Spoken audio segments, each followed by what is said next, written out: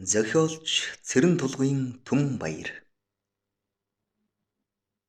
Ганц бие хөгжимчин өгүүлэг. Зэвхий цанхгар царайтай үлбгэр хөгшин эмэгтэйн завхин унжсан томнууд толноос гунигтай ширтэнэ. Норжмаа өөрийнхөө энэ дүрийг харахтаа 40 гаруй жилийн өмнөх залуугийн цог золбоо гоо үзэсгэлэнгээ өгүүлэх мэт харамссан өнгөөр шүүрс алдлаа. Хормойгоо сөхөн хөлөө ил гаргахад арсныхан цаанаас урт судлууд хөгт уяа татуулан сүлжилдэнэ. Шилбээ илж үзэхэд өнгөгдсөн илэг мэт. Эзэн хизээжиндээ совдон сондөр унжуулж тас хараар будуулан боржийлгасан үсээр духныхаа атраг далдалжээ.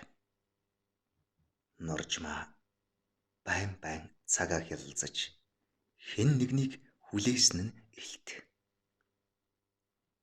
Яах гэж энэ олон жилийн хойно гинт уццсны учрыг олж цөхөн гайхна. Гэсэн чи ганцаардсан эмэгтэй рүү эр хүн уцдах шиг ёр бусын юм юу вэ? Энэ болоо багийнх нь бүр анхных нь хайрын төмрийг шатаасан хүн. Үнэн дээр өдий болтол хэндэж ам ангаагаагүй орчлон дээр олдсон ганц үрийнх нь эцэг. 17 наснд алдар нэр их болох хувь заяаны аль нэгийг л сонгох учиртай байлаа.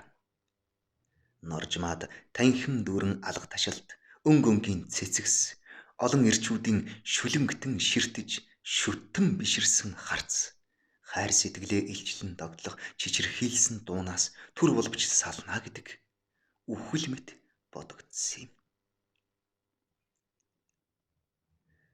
Чингээдэл насан туршид нь эрхэмлэн хайрлах байсан эр нөхрийнхөө оволцон дурлцэх зүрх өвдөг сөхрөн гуйхыг юмн чинээ үл ойшоон нэг л өдөр бодол болон шанаа тулж сууснаа гинт шийдэн эмнэлэгт очсон билээ. Эргээд ирэхэд нөхрийнх нь царай сүнсэн зайлсан амтан л ийм байдаг болов уу гэмээр цайж гар уруул нүдэн хүртэл чичирч байсан юм. Хийсэн нүгэлдээ сэтгэл зовоочгүй өдий хүртэл харамсаачгүй. Тэр бээр олонх эмэгтэйчүүдийн адил царай алдан доройтож муухай чавганц байснаас төрөл арилжих нь дээр санагддаг. Амьдралыг дурлалгүйгээр эрчүүлгүйгээр төсөөлж твчдэггүй ч өдгөө хүртэл гом бий годсон толгой явжээ. Харин түүний насан туршийн ганц хань нь төгөлдөр баян хуур хөгжин байлаа. 40 жилийн дараа эртүрд өнгөрсөн амьдралаа нөхөх гэж эсвэл хэвлийдээ байхад нь бүрлэгж орхисон үрийнхээ амийг нэхэх гэж юу? Яах гэж хэмээн бодохоос л зүрхнийх нь цохилт түргсэж байлаа. Зүгээр нэг уцтсан бол өөр хэрэг. Харилцуурын цаанаас баяр баясгалан аимшигт гашуудл хоёрын аль нэгийг шингээсэн дэндүү догдолсон дууны өнг сонсогдоно. Би чам дээр очмоор байна гэж тулгсан хаашаач гар харахгүй атсан шалаанд орсон хүний бачуурсан гэмээр дуугарсан. Өдий насанд гэрлээл гэж лав хэлмээргүйсэнтэй. Тэгэд ч эхнэр хүүхдтэй гэж бодлоо. Норжмаа залуугийн цэцэг шиг дэлгэрч шувуу шиг дэрвж явсан үеэ тарчлан дурсахдаа түүн луга тэмүүлэх мөнхийн хүсэлтэй байж нэг хормоорч болов өтлөхгүй төлөө тансаг үнэрт гоёмсог цэцэг тарж түүнийг нүдний цөцгий мэт хайрладаг. Заримдаа тэр цэцгсээ утга учиргүйгээр гөлрөн мөрөөдөлд автах нь цөөнгүй. Өөрийн багтан хүсэгчд бие тушааж өршөөж боломгүй гин загнаж явснаа дурсахдаа анхны ирээсээ хойш учирсан хайртуудаа хуруу таран сэмхэн тоолж үздэг. Зарим нь ор тас мартжээ. Санжгаа нэгнийх нь нэр нь орж ирэхэд зүвс нь танигдахгүй. Зарим нь зүвс нь тодж нэр нь санагдахгүй. Заримаас нь хагцсан салснаа санахад нүдэнд нь нулимс дүүрж хоолойд нь нэг юм тороод ирнэ.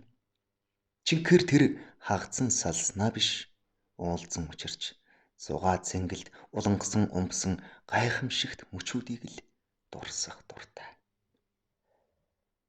Харин анхны учирсан эрээ нэг ч хором мартаагүй. Тэр учрал өчигдөр юм шиг тод.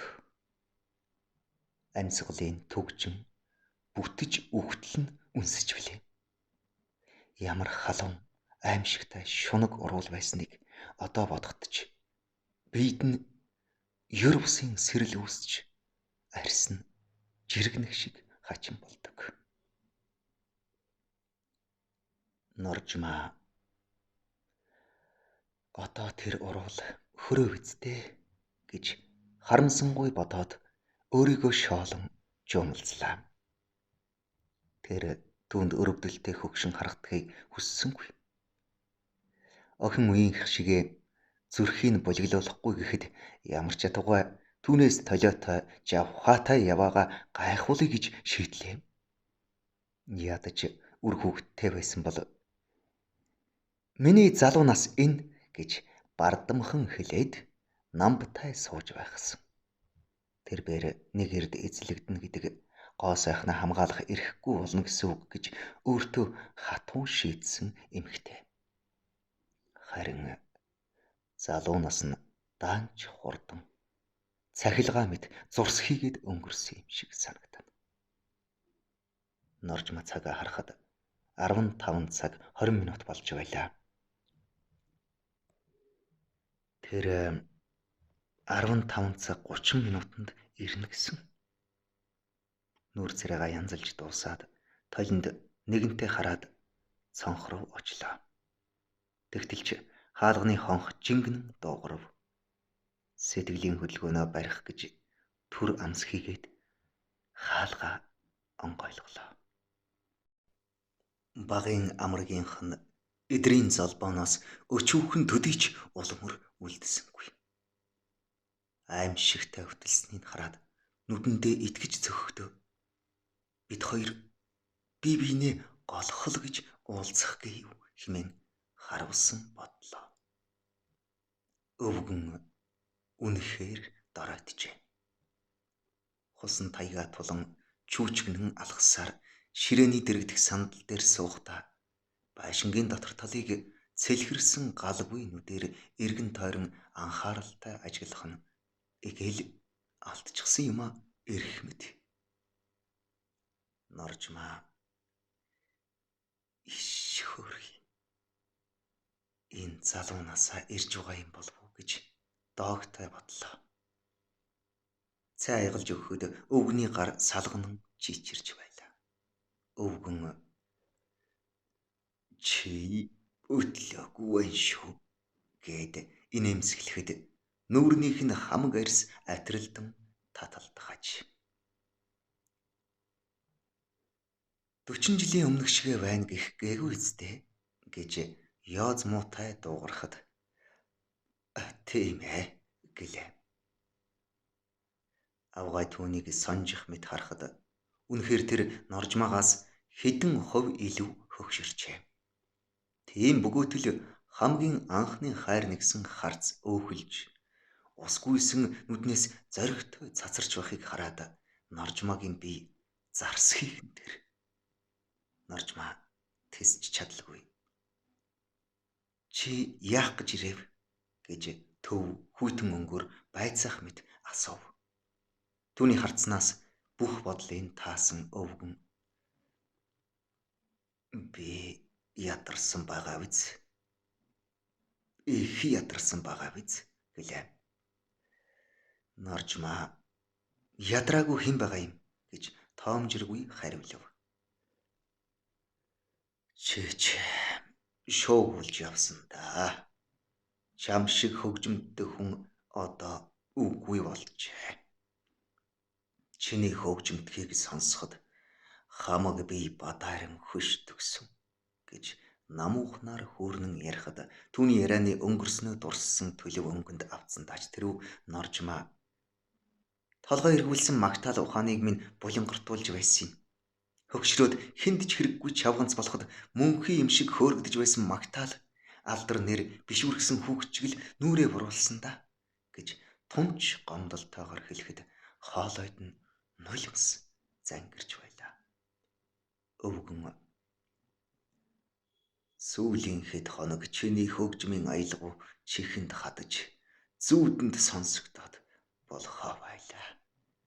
Чингээд л тэсэлгүй чам руу уцтлаа шүү дээ хэмээн өршөөл ирсэн мэт хэлэхэд Норжмаа муухан жуумалзаад чи арай хатсан мөчрөөс навч цэцэг дэлгэрч байна гэж зүүдэлсэн биш үз гэд тэсгэлгүй инээд алдлаа. Өвгөн үгүй дээ Норжмаа минь. Чамд би анхандаа голоон горойтол гомдож явлаа. Сүүлдээ эхнэр үр хүүхдтэйч болж жаахан сатаарлаа. Алдар нэр гоо үзэсгэлэн чинь тэнгэрт тулахад чиний зөв байжээ гэж бодсон шүү. Чиний хөгжмийн аялгауг сонсохдоо л гуучилж сэтгэл минь зөөлрч гэд багалзуур дээр нь юм тэглэх мэт гүлсхийн чимээгүй болсноо. Ширээний бүтээлгний гоёмсог цэцхэн хээг гөлөрсөн чигтэй. Би ганцхан юмар дутаж явлаа. Чиний аялгуунууд өгүүлэгдээд байна гэж шивнэх шахам хэллээ. Норжмаа ялимгүй санаалдаад алгуур босч төгөлдөр хуурынхаа ард суулаа. Тэр бээр ямар ая тоглох вэ гэж шийдэмгий асуухад Моцарт хайрт Моцарт гэж учиргүй баярлаж догдолсон дуугаар хэлв.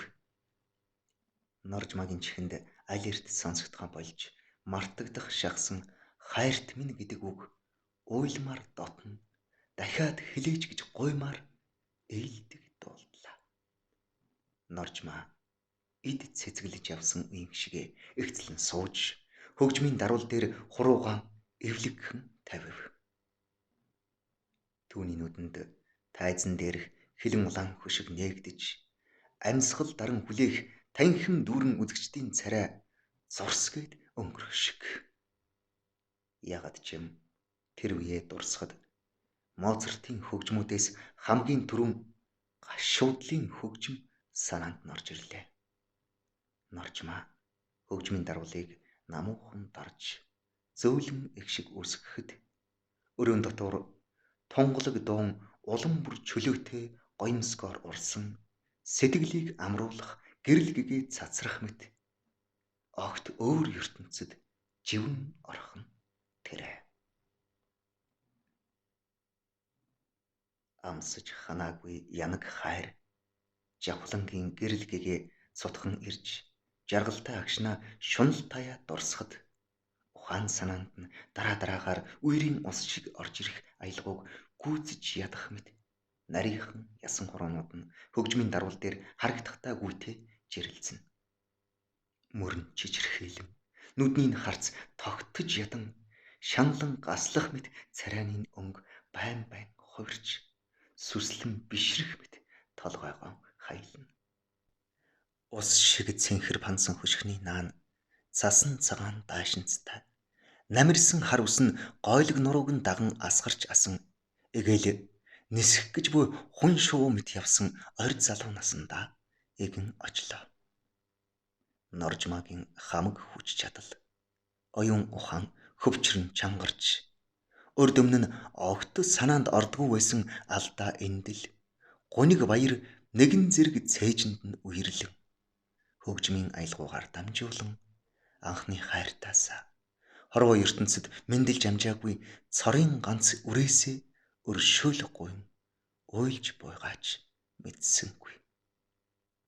Түүний нулимс өөрийн эрэхгүй урсаж хөгжмийн дарвал дээр борооны тусал шиг унахыг ч анзаарсангүй. Тэр ер бусын тачаангуугаар энэ орчлонгоос алдснаа эргүүлж нэгсэн их шунлаар тоглож байлаа. Аялгау нисэн эргэлдэж ертөнц хийгээд өнгөрсөн ирээдүйг бүрэн эзлээд намуухнаар төгсгөд Норжмаа асар хүнд ачааг нуруунд дээрээсээ авч хайсан мэт янгэнтэл шүүрсалтав.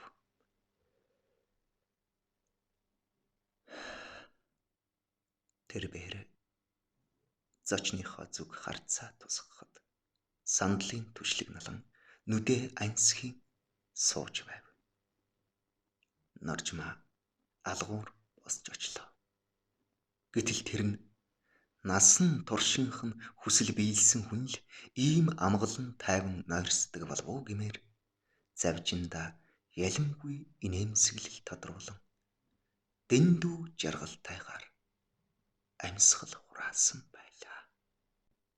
Зохиолч Цэрэн Тулгын Түмэн Баяр, Улаанбаатар хот, 1997 оны 7 дугаар сарын 12. Унжсан Эрхэнбаярын Баддорж, Улаастаа хот, 2025 оны 4 дугаар сарын 18.